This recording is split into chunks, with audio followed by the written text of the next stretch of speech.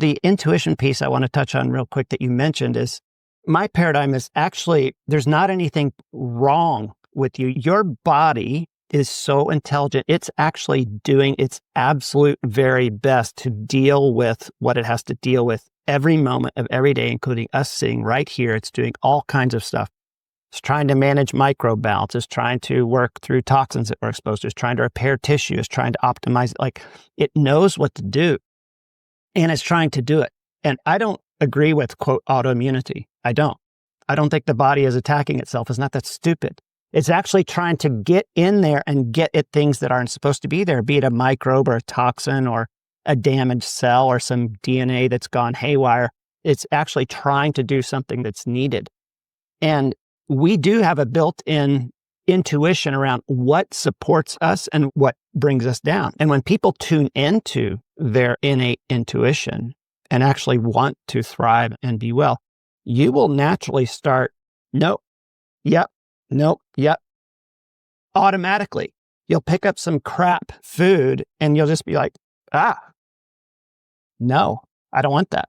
You know, if you have a lot of negative self-belief or you're so fogged out because you're loaded with a lot of things, it's just like, whatever, and you're just doing whatever the environment shows you. But if you really start tuning into your intuition and have as a core desire and intention to thrive and do what's best, you just won't go for that stuff. People have been smart for a long time, and that's really our mission overall with this podcast series. As I've said, we really have got this overwhelming volume of information that's constantly bombarding us, whether it's social media, whether it's just across the internet in general, whether it is on television, whether it is in print ads.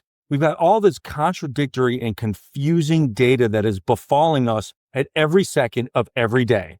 And it's really easy to forget that we're pretty smart as a species. We are pretty ingenious overall, and we have been this way since the dawn of time. We created suspension bridges. We invented hydroelectric power, electricity from water. We can catch rocket ships now. I mean, it's amazing the level of intellect that every person possesses, regardless of race, creed, or color. And so I think that's really where we want to get back to basics. And naturally, we want to use experts like yourself. You're clearly vetted. You clearly have got a pedigree that is worth noting. We want to take the data that you have to offer as an expert, but we want to triangulate it. We want to corroborate it. We want to combine that with research of our own, not just apply it verbatim. And that's exactly what you said. To your point, once we do that, once we apply it to our beliefs, our instinct, our individual tastes and styles, then we do or do not do things by default. We don't even have to think about it. It just happens. And I think that's really, when we can get back to that place as a society, we're going to be much, much better off. Everything will start making a lot more sense. And this is what we want people to find across these episodes. We are not pushing products. Yes, Jaca Rare Sugar puts on this series. Yes, the KLOUD Mat is a part of today, but we're not pushing our products. Frankly, I don't care if you buy our sugar or not.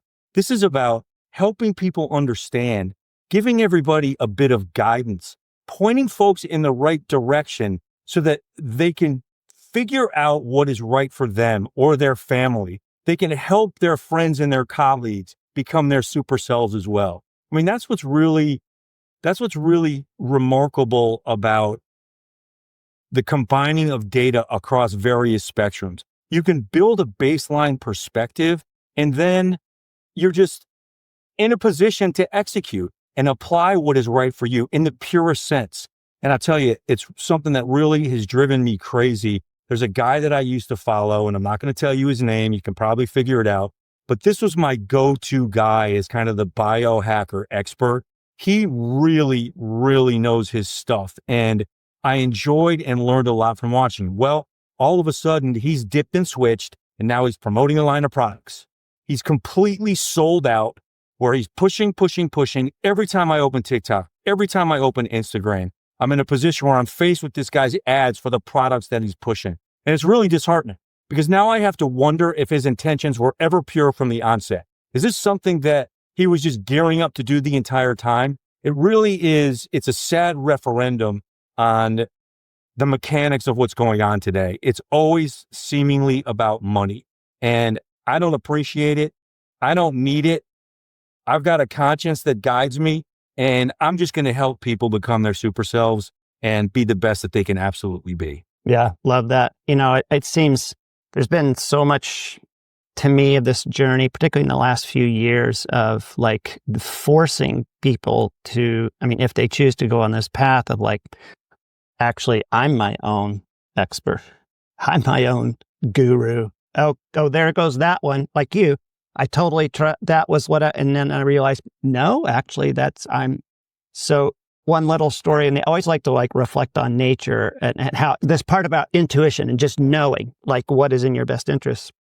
There are like many examples, but for instance, chimpanzees, if they get sick, like loaded with parasites, now there's no way for them to like in their head know that's that. They're not like doing diagnostic stool studies, but if they do become like overloaded with it, they will totally off of intuition. This is not mimicked behavior. It was not shown to them. It was not demonstrated. They will come down, start wandering off into the jungle and start eating plants they never eat, totally off of internal guidance and intuition. And then they study these plants. These plants have antiparasitic properties.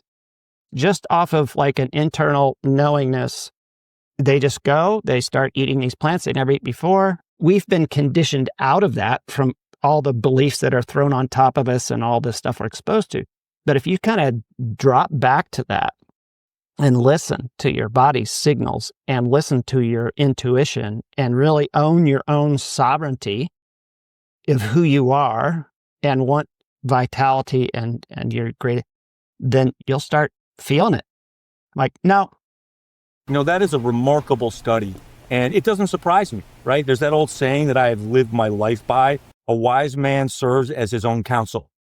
Again, trust your gut as kind of an eloquent way of saying trust your gut. And, if we approach this research, if we approach these different challenges, if we approach these different questions with humility and with grace and with some degree of diligence, there's no answer that we cannot obtain. And that's really fundamentally where we go with this thing. Pointing everybody in the right direction, giving you a bit of insight, kernels of wisdom, maybe some funny stories, actually some hard stories along the way as well, and then putting you in a position where you have the ability to execute based upon what's right for you. Yeah. I used to have people, I used to do some retreat stuff and still do a bit, but for the meal, and there's this stuff laid out, I'd have people just like put a hand on your heart and on your belly while you're looking at all these options and just go quiet for a minute and just tune in. What do I really want here? And people like, I want this. Cool. Versus just like, throw that on, throw that on, throw that on, throw that on, whatever, do this. But really tuning into that. And, I feel that even like with using the KLOUD map, there's 5 different programs that have a different sort of frequency set to it. And now I just like, it's intuition. I know the differences of them, but I'll go, yeah. Program 4, synchronize. That's what I want. And I'll do that one. Yeah. And it actually makes perfect sense. It's a great point. It really goes back to, again, I say this a million times an episode, trust your gut, but I'll take it to another level. This is how I have raised my daughter. Always, always, always rely on your instinct, even over mine sometimes. And I'm at the point now where she's 22 years old. Naturally, I'm a man and I'm an older man. She's a younger lady. And while she's got a lot of my mannerisms and while she's got a lot of my viewpoints, just because we're just together all the time and we happen to see eye to eye, she applies her insight and her gut in certain situations. And she doesn't always do what I might do. And that gut on the physical level, it's important for it to be non-inflamed and whole and not leaky and all that in order to get intact signals from it. So that's where this all comes back around to, like if you're eating, GMO, glyphosate laden, gluten magnified wheat and sugars, your gut is going to be inflamed and hurting and not have you in touch with that second brain, because it's like brain fog of the gut, so to speak. So this is why it can be hard to get in touch with your intuition when your body is not optimal. So this like electromagnetic support, dietary support, get that gut, get that body like more whole and in tune. And then you start getting the signals, and then you've got actually the energy and the power to make difficult life changes. Like, I hate my stinking job. This is not in tune with my soul. But if I feel like crap and I can hardly open my mail, well, I don't have the energy to actually, make those proactive changes. And I think it's important that from an early age, people understand this, because then it becomes a part of them when their lives become much more complicated and there's a family involved, or there's a big colleague base involved at work, or if you're managing a big territory for whatever reason. And so I think that's something that's super, super important. And I'll tell you, when my daughter was being heavily recruited to play Division I tennis, we're traveling the country, looking at all these schools, and she didn't have any perspective, right? She didn't know what she liked. She knew what she liked and what she didn't like. There were schools in particular when we got there, she's like, Dad, this is not for me. There were kids that she didn't necessarily meld with. She's like, Dad, how am I going to know? How am I going to know? And I said this, and she actually just referred to it a few weeks ago before she graduated at the senior banquet. She said, my dad told me when I was being recruited that when I got to the college that I needed to be at, when I got to what I was going to call home, quote, lightning would strike and I would know. She's like, that's exactly what happened to me when I got to the University of Illinois. Lightning struck and I knew, and that's why I committed on the visit. I was the first recruit in 6 years to commit on the visit itself. I knew it. Lightning struck. It was done. She relied on her instinct. And that's really, if we rely on our instinct, it becomes motivating because we've got confidence in ourselves. We've got surety in ourselves. And frankly, we're not going to do anything if we're not motivated to do it, right? If it becomes a chore or a pain in the ass, no one wants to do it.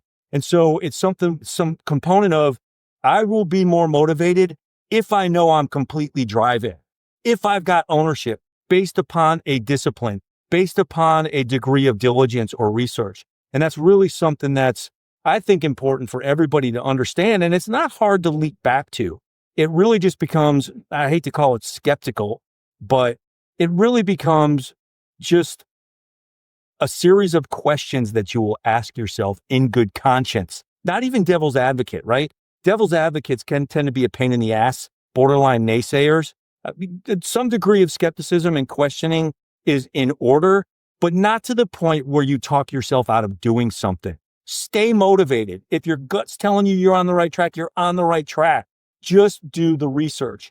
And if it's corroborated properly, you will find the answers. And I think that's really what we've talked a lot about today, and getting your mind, body, soul connection in a proper place, especially when it comes not only to the things that we've discussed, but also physiologically, right? As it relates to the KLOUD mat and getting your base level body in a fundamental place where it can relax, or it can process, or it can disconnect, or it can reconnect, right? Because in the end of the day, we're all just a series of electronic pulses and currencies. And the fact that we have an understanding of that on a technological level and can lean into it in order to serve ourselves, help ourselves, it really becomes a situation that is never before seen. And I personally take advantage of it. And it personally has helped me. And I have tried everything. And so I think that's where we've got to recognize what is out there. Again, we've got to study properly, right? I can find a study on the internet that will justify absolutely anything I want to do, good or bad. I can say, I'm going to set out, I'm going to steal a car. I'm going to steal a car. I can find studies, supposedly legitimate studies on the internet, at least they call themselves studies, that justify the fact that I have every right to go out and steal a car. Yep. By the same token, I could say to myself, I'm not going to steal a car. I can go on the internet and I could find just as many studies that tell me I should not steal that car. My point is, you can find a study, you could find an article, you can find a would-be expert, you could find a false prophet that will justify and legitimize absolutely anything you want to do. So how do you know what to do? Well, you know what you need to do by looking inside. What makes sense? What sounds right? What feels good? And then make moves. And I think that's really the thing we take away from today. We're going to put our base level bodies in a position to help us cultivate and vet this information and these issues so that we can leap forward as we seek to become our super selves. And Doc, I can't thank you enough for today. It has been an absolute pleasure discussing these things with you. And I hope to have you back. I mean, we've got a long road to go here, long road to go. And I would welcome the opportunity to speak with you again. Yeah, likewise. It's been a lot of fun, Pete, and appreciate your energy and the work you're doing. Okay, everyone. That brings to a close another episode of the Super Self podcast series brought to you by Jaca Rare Sugar. Here, we are going to be helping you discover the truth for all things that surround good health and well-being. We'll be offering you statistical data, clinical trial information that has been evaluated and corroborated so that you can see for yourself that we say what we mean and we mean what we say. Now, while the Super Self series is brought to you technically by Jaca Rare Sugar, I don't care if you buy the sugar. I really don't. That's not what this is about. This is about operating as the conscience across the food and beverage industry, across the health and well-being industry, which includes supplements, fitness trainers, and the like. Our goal is to provide you with the stepping stones for your own research, where you can go out and corroborate the things that we say on your own. See for yourself what it means to find a good quality of life that fits in alongside your current lifestyle or your family's lifestyle. I think it's really going to be interesting and fascinating if we take this journey together. And once again, our goal is not just to provide you with data, but to keep it interesting. I've been living a clean lifestyle for 40 years now. I've been going to the gym for almost 45 years, eating clean for 40 years. And so we're going to have a ton of stories along the way about the foibles, the successes, and the failures, but we're also going to provide you with the information that you need to carry on and carry forward. Think about subscribing. We'd love it if you subscribe to us, pass this on to your friends. I think we've got a lot of edgy and interesting podcasts that are upcoming, and we certainly will look forward to any feedback that you want to provide. Until next time, cheers.